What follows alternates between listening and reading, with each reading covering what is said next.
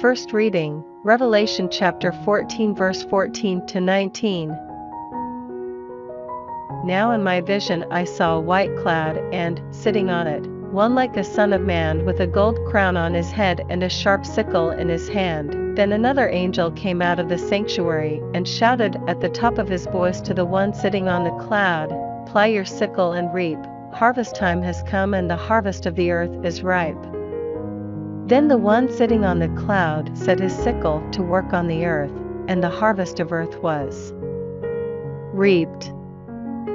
Another angel, who also carried a sharp sickle, came out of the temple in heaven, and the angel in charge of the fire left the altar and shouted at the top of his voice to the one with the sharp sickle, "Put your sickle in, and harvest the bunches from the vine of the earth, all its grapes are ripe." So the angel set his sickle to work on the earth and harvested the whole vintage of the earth and put it into a huge winepress, the winepress of God's anger. Responsorial Psalm, Psalms chapter 96 verse 10, 11 to 12, 13. Say among the nations, Yahweh is King. The world is set firm, it cannot be moved. He will judge the nations with justice. Let the heavens rejoice and earth be glad.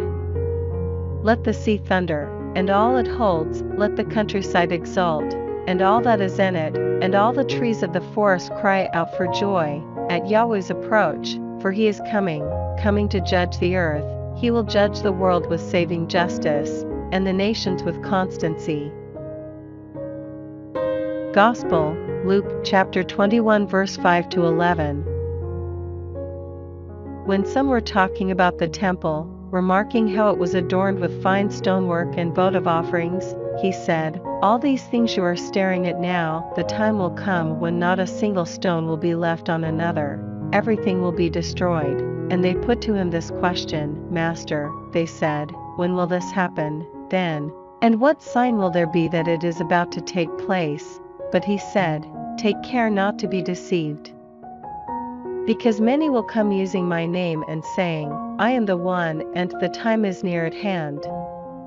Refuse to join them, and when you hear of wars and revolutions, do not be terrified, for this is something that must happen first, but the end will not come at once."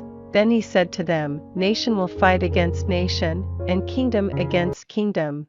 There will be great earthquakes and plagues and famines in various places. There will be terrifying events and great signs from heaven."